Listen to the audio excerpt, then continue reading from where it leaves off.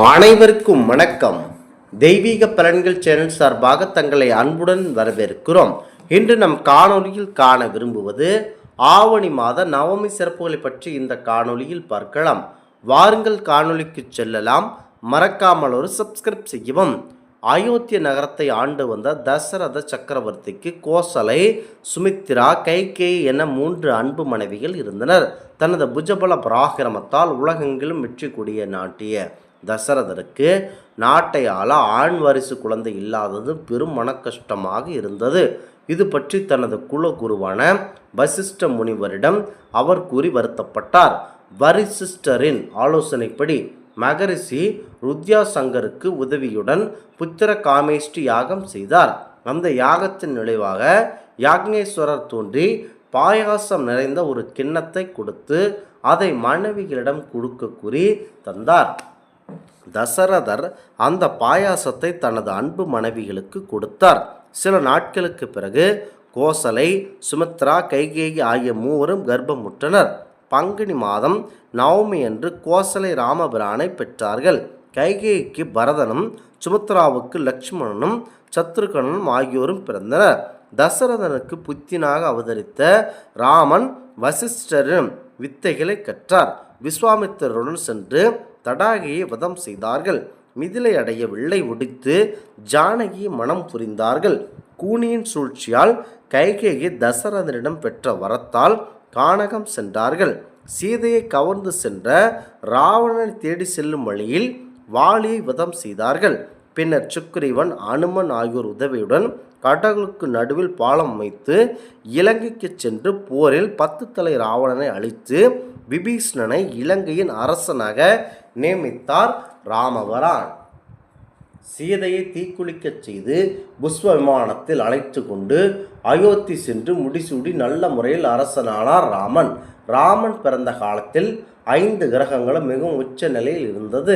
அதனால் ராமனுடைய ஜாதகத்தை எழுதி அந்த பூஜை அறையில் வைத்து பூஜை செய்பவர்களுக்கு ஜாதக ரீதியாக ஏற்படக்கூடிய நவகிரக தோஷம் நீங்கும், வியாதிகள் கண்டிப்பாக குணமடையும், ஐஸ்வர்யங்களும் செல்வங்களும் பெருகும் என்பது நம்பிக்கை.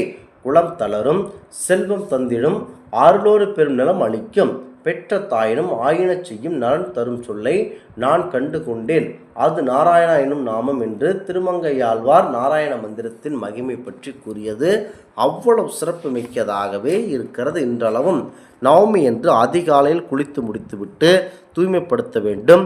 பூஜை அறையில் ராமர் படத்தை நன்றாக சுத்தம் செய்து அழகாக வஸ்திரங்களாலும் மற்றும் பூக்களாலும் குங்குமம், சந்தனம் போன்றவற்றால் பொட்டிட்டு துளசி மாலை அணிவிக்க வேண்டும். பின்னர் பழம், வெற்றிலை, பூ, இலைகளை வைத்து ஸ்ரீ ராமநாமத்தை சொல்லி அர்ச்சனை செய்ய வேண்டும்.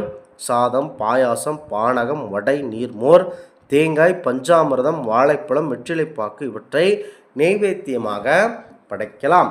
அன்று உண்ணாமல் விரதம் இருக்க வேண்டும்.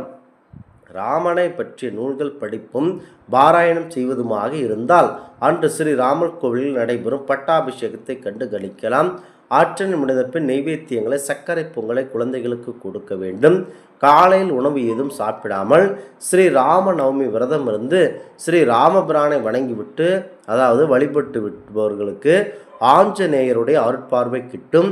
ஆஞ்சநேயரின் அருட்பார்வை கிடைத்தால் சனி பகவானின் தாக்கம் கண்டிப்பாக குறையும். அதனால் குடும்பத்தை விட்டு பிரிந்தவர்கள் ஒன்று சேர்வார்கள். ஸ்ரீ ராம ஜெயம் எழுதி எழுத்தை 108 முறை அல்லது 1008 முறை எழுதத் தொடங்கலாம். ஸ்ரீ ராமநாமத்தை 3 முறை அடுத்தவாறு உச்சரிக்க வேண்டும்.